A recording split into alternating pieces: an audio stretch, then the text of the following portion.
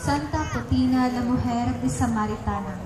Camarero, Mr. and Mrs. Lourdes Pacamara, Barangay Bagong Bayan. Ang babaeng Samaritana.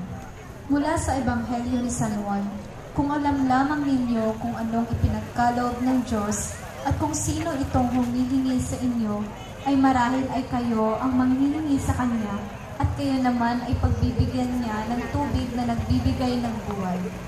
Nang makatagpo ng Samaritana si Jesus, hindi niya pa lubusang nakikilala kung sino ito.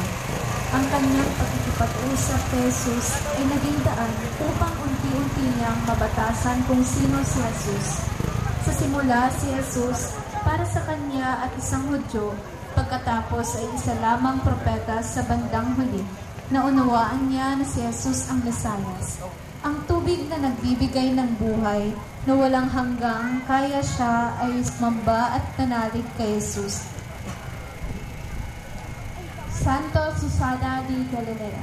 Camarero, Reverend Father Aldrin Adolfo and family, Barangay Bagong Bayan. Isa siya sa nabanggit sa Ebanghelyo ni San Lucas, na babaeng naglingkod kay Jesus. Isa siyang mayaman na tagapaglingkod at tagasunod kay Jesus. Siya ay nagkaroon ng malubhang karamdaman na pinagaling ni Jesus.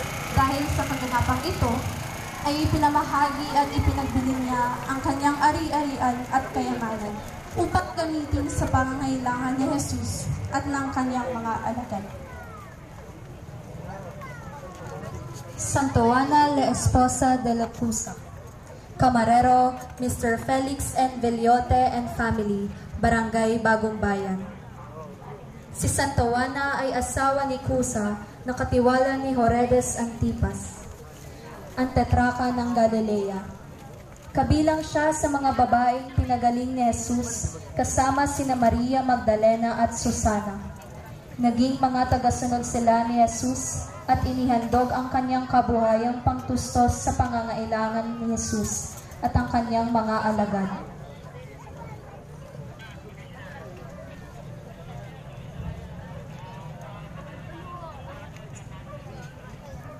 Isang motor na lang. Santa Maria, la Madre de Juan Marcos. Santa Maria, Can Jerusalem. Camarero, Mrs. Consolacion and Arian Estrella, Barangay Probancia. Si Santa Maria ng Chepre ay ang pinaniniwalaang ina ni San Marcos Evangelista. Siya ay isang mayamang babae na naninirahan sa Jerusalem at nasa hanay ng kababaihang naglingkod at sumunod kay Jesus. Ayon sa tradisyon, sa kanyang bahay ginanap ang huling hapunan at ang pagkakatatag ng banal na Eucharistia. Binuksan din niya ang kanyang tahanan at doon pinaniniwalaang nagtitipon-tipon ang mga alagad ni Jesus upang magdasal at kung saan nanaog ang Espiritu Santo sa mga apostoles noong unang Pentecostes. San Lazaro de Betania. Camarero, Mark Raymond Rosales. Recamadero, Mr. Romeo M. Torres and family. Si San Lazaro na taga Betania ay kapatid ni na Marta at Maria ng Betania. Sila ay mga kaibigan ni Jesus. Nang si Lazaro ay magkasakit, pinasabihan ni na Marta at Maria si Jesus na ang kanyang kaibigan ay may sakit. Subalit hindi agad nagpunta si Jesus sa Betania. Si Lazaro ay namatay at 4 na araw nang nakalibing nang si Jesus ay dumating. Naghimutok ang magkapatid na sina Marta at Maria kay Jesus at silang lahat ay nagsitangis. Malaki ang pananalig ng magkapatid kay Jesus. Santa Maria de Betania. Camarero, Mr. and Mrs. Luis P. Dilanco Jr. and family, Barangay Probancia. Si Santa Maria de Betania ay kapatid ni Santa Marta at San Lazaro. Siya ay batalik na kaibigan at tagasunod ni Jesus. Iba siya sa babaeng makasalanan at kay Santa Maria Magdalena.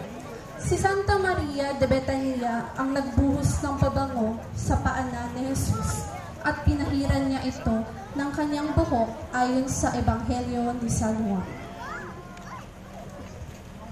Santa Marta de Betania, Camarero, Mrs. Rachilda Avila and family, Barangay Station Church site. Ayon kay Apostol Juan, mahal ni Jesucristo ang magkakapatid na Marta, Maria at Lazaro. Madalas pumunta ang Panginoon sa kanilang tahanan habang naglalakbay at nangangaral. Minsang nagtungo si Jesucristo sa kanilang tahanan, ay pinili ni Santa Marta na mag-abala kaysa sa makinig.